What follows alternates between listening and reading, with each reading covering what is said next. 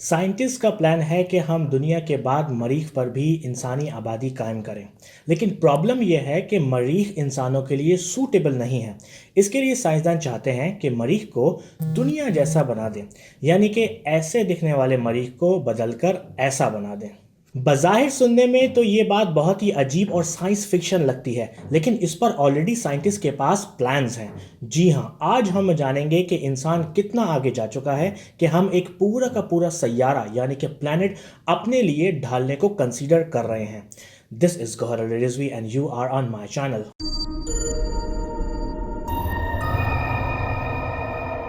Step by step चलेंगे।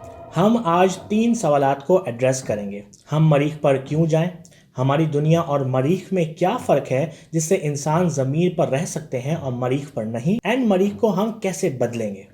जैसे जैसे इंसान ने तरक्की की है, साइंसदानों को अंदाज़ा हो चुका है कि हमारी दुनिया इस अजीम कायनात में एक ज़र्रे के बराबर भी नहीं है। आज के दौर में इंसान तकरीबन हर आफत से निपटने के लिए तैयार है, लेकिन किसी आसमानी आफत से निपटने के लिए तैयार नहीं है। हमारे सामने डायनासोर की मिसाल मौजूद है कि लाखों सालों तक दुनिया पर राज करने के बावजूद भी सिर्फ एक मीटियोर ने उन सबको नेस्तो नाबूद कर दिया। यानी कि अगर कोई नई आफत हमारी दुनिया की तरफ बढ़ती है तो इंसान ये चाहता है कि उसके पास एक प्लान बी मौजूद हो, यानी कि एक दूसरा प्लैनेट जिस पर इंसानियत कायम रहे और इंसान डायनासोर की तरह सफ़े हस्ती से गायब ना हो जाए। इसके अलावा एक इंटेलिजेंट मखलूक की पहचान ऐसे ही होती है कि उसके हाथ में सब कुछ हो, ना कि कुछ बड़े और बुरे इवेंट्स उसकी किस्मत लिखें। आई थिंक इस मामले को इंटरस्टेलर मूवी में बहुत अच्छे से दिखाया गया है and I really recommend that movie. सिर्फ यही नहीं, एक नए घर यानी कि सैयारे पर जाना हमें सिर्फ बचाएगा ही नहीं बल्कि हमारी साइंस को आगे बढ़ाएगा। हमें बहुत से नए सवालात के जवाब मिलेंगे कि कैसे इंसानों को एक दूसरे सैयारे पर भेजा जा सकता है और क्या शायद दूसरे सैयारे पर जिंदगी भी है या नहीं। So now we have a reason. तो सबसे करीबी सैयारे जिन पर इंसान आज के दिन जाने और वहां पर आबाद होने की जुर्रत कर सकता है वो 4 जगह हैं। हमारा अपना मून यानी कि चांद, मरीख यानी कि मार्स, प्लैनेट वीनस यानी कि ज़हरा एंड सैटर्न का एक छोटा सा चांद टाइटन। नाउ अगर आप लोग रिक्वेस्ट करेंगे तो मैं चांद, वीनस एंड टाइटन पर भी एक वीडियो बना दूंगा, लेकिन आज हम मार्स को डिस्कस करेंगे। क्यों? क्योंकि मार्स पर सबसे ज्यादा काम हो गया है और इसका बहुत बड़ा क्रेडिट जाता है इस शख्स यानी कि इलॉन मस्क को, जिन्होंने एक सवाल उठाया। जो इंसान 1960 में चांद पर चला गया वो तकरीबन 60 साल बाद चांद पर अपनी एक बेस क्यों नहीं बना पाया या मरीख पर क्यों आबाद नहीं हुआ।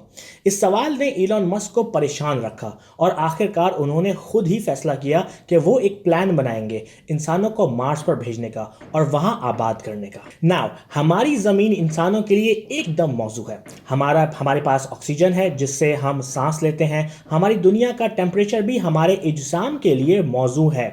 हमारी दुनिया का एटमॉस्फेयर बहुत ही थिक है जिसकी वजह से हमारा प्लैनेट बहुत गर्म रहता है। प्लैनेट का गर्म होना बहुत अच्छी बात है हम इंसानों के लिए। आई एम नॉट सेइंग कि global warming is a good thing, what I am saying that good temperature is good for life. इसके अलावा सूरज से बचने के लिए हमारी दुनिया एक मैग्नेट की तरह काम भी करती है और हमारी दुनिया को पछाड़ देने वाली सोलर वेव से रोकती है।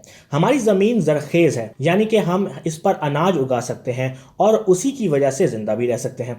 और सबसे कमाल की बात कि हमारी दुनिया में भर कर पानी मौजूद है जो कि ज़िंदगी के लिए बहुत ही ज़रूरी है। लेकिन दूसरी तरफ जब हम मार्स यानी कि मरीख को देखते हैं तो हमें अंदाज़ा होता है कि मरीख पर ऐसा कुछ भी नहीं है। मरीख का एटमॉस्फेयर बहुत ही थिन है, जिसका मतलब ये कि अगर आप वहाँ की ज़मीन पर खड़े होंगे तो आपके लंग्स यानी कि फेफड़े फट जाएंगे, आपका खून आंखों, कानों वगैरह से बाहर आना शुरू हो जाएगा और मेनली आप मर जाएंगे।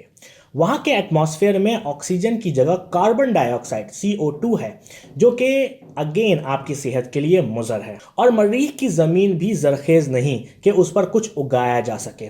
और अगर आपने किसी तरीके से ये सब कर भी लिया तो मार्स का मैग्नेटोस्फीयर है ही नहीं, विच मीन्स के वो प्लैनेट हमारी सोलर विंड से हिफाजत नहीं कर सकता और इसी वजह से मरीख एक रोस्टेड प्लैनेट की तरह नजर आता है। सो हमें अच्छे से अंदाजा हो गया है कि अगर हम मरीख पर जाना चाहते हैं तो हमें बहुत अच्छी रेसिपी चाहिए होगी और हमारे साइंसदानों का ख्याल है कि वो मरीख को दुनिया जैसा बना सकते हैं। Yes, and I will tell you how. इस प्रोसेस को टेराफॉर्मिंग कहते हैं। सो हम मरीख को दुनिया जैसा कैसे बना सकते हैं? रेसिपी नोट करने के लिए पेन एंड पेपर निकाल लें। नंबर 1, इंसान ऑलरेडी बहुत से रोबोट्स मार्स पर भेज चुके हैं, जैसे कि स्पिरिट, अपॉर्चुनिटी, पाथफाइंडर, क्यूरोसिटी वगैरह, जिनकी मदद से हमें मार्स के बारे में अच्छा खासा अंदाजा हुआ है।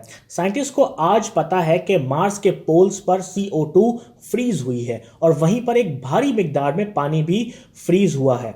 हमें ये मार्स की फोटो में भी नजर आता है। तो साइंटिस्ट ये चाहते हैं कि इन पोल्स पर बहुत बड़े बड़े एटॉमिक बम डेटोनेट करें। एंड आपको तो पता ही है कि दुनिया एटॉमिक बम में कुछ ज्यादा ही तरक्की कर चुकी है, लेकिन इन पोल्स पर थर्मोन्यूक्लियर बम गिराने से वहां की फ्रोजन CO2 मेल्ट होगी और उस CO2 की एक घटा पूरे मरीख पर छा जाएगी, जिससे मरीख का एटमॉस्फेयर थिक होना शुरू हो जाएगा। इस थिक एटमॉस्फेयर से CO2 हीट ज्यादा एब्जॉर्ब करेगी, जिसकी वजह से मार्स का टेम्परेचर बढ़ना शुरू हो जाएगा। इसके साथ साथ साइंटिस्ट का यह भी प्लान है कि किसी करीब से गुजरने वाले एस्टेरॉइड्स को मार्स की तरफ भेज दिया जाए, ताकि वो मार्स पर वैसे ही तबाही मचाएं जैसे कि डायनासोर के उजड़ने के वक्त हुई थी। इससे प्लैनेट और गर्म होगा और उसका आसमान ज्यादा गाढ़ा हो जाएगा अर्थ की तरह। इसके बाद साइंटिस्ट अपनी दुनिया से एक खास जेनेटिक इंजीनियर्ड बैक्टीरिया या एल्गी दुनिया से मार्स पर बम्बार्ड करेंगे। ये स्पेशल टाइप के बैक्टीरिया होंगे जो कि CO2 इनहेल करेंगे और ऑक्सीजन प्रोड्यूस करेंगे। साइंटिस्ट ऑलरेडी इन बैक्टीरियाज को आइडेंटिफाई कर चुके हैं कि कौन सा बैक्टीरिया काम के हैं। इसके अलावा वहां अर्थ वॉर्म्स की भी हेल्प ली जाएगी ताकि जमीन को जरखेज बनाया जाए। हमने मेरी एंटीबायोटिक वाली वीडियो में जाना कि बैक्टीरिया बहुत ही तेजी से बढ़ते हैं और सिर्फ कुछ ही घंटों में खरबों की तादाद में दूसरे बैक्टीरिया पैदा कर डालते हैं। अब तक हमारी 3 प्रॉब्लम सॉल्व हुई हैं, थिक एटमॉस्फेयर वाली, जमीन की जरखेजी और ऑक्सीजन। हमें अब जरूरत है पानी की। तो पानी के लिए साइंटिस्ट पोल्स पर फ्रोजन आइस को पिघलाना चाहते हैं थर्मोन्यूक्लियर बॉम्ब से, जिसको हमने पहले ही जाना। लेकिन मार्स पर पानी कम है, तो साइंटिस्ट का प्लान है कि उन एस्टेरॉइड्स को मार्स की तरफ भेजा जाए जो पानी कैरी करते हैं। एंड यस, हमारे सोलर सिस्टम में ही ऐसे एस्टेरॉइड्स हैं जो कि ये काम कर सकते हैं। बल्कि बहुत से साइंसदानों का ख्याल तो ये भी है कि हमारी अपनी दुनिया में इतना पानी शायद इन्हीं एस्टेरॉइड से आया। So water problem is solved. अब हमें अपना प्लैनेट कुछ यूं दिखना शुरू हो जाएगा। ये बहुत ही अच्छे से रहने के लिए लायक है और अगर इंसान वहां जाएगा तो उसे या तो अंडरग्राउंड रहना पड़ेगा या फिर हर वक्त एक स्पेशल सूट, क्योंकि solar winds are very dangerous. Scientist को ऑलरेडी पता है कि मार्स का मैग्नेटोस्फीयर सही काम करता था, लेकिन वक्त के साथ साथ ये रुक गया। अर्थ का मैग्नेटोस्फीयर इसलिए सही है कि हमारी अर्थ का इंटरनल कोर गर्म है, जिससे अर्थ हमें बचाती है, लेकिन शायद मार्स की कोर ठंडी पड़ गई है। साइंटिस्ट का ख्याल यह है कि जैसे जैसे मार्स गर्म होगा तो उसकी मैग्नेटोस्फीयर वाली प्रॉपर्टीज वापस आ जाएंगी। अगर नहीं आई तो इंसान ऑलरेडी ऐसे स्पेशल सूट्स तैयार कर चुका है जो कि नॉर्मल लगें। And ladies and gentleman, we have earth 2.0। यहां इंसान अपनी कॉलोनीज बनाएंगे, अपना अनाज उगाएंगे और तकरीबन हर वो काम कर पाएंगे जो वो करना चाहते हैं।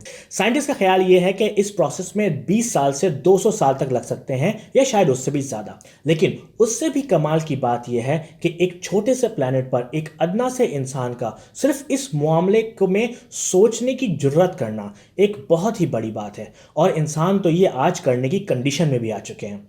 इलॉन मस्क का प्लान है कि वो पहले मिशन में 2027 तक मार्स पर 100 लोगों को भेजेंगे जो वहां जाकर ह्यूमन कॉलोनीज बनाएंगे और अपनी पॉपुलेशन बढ़ाएंगे।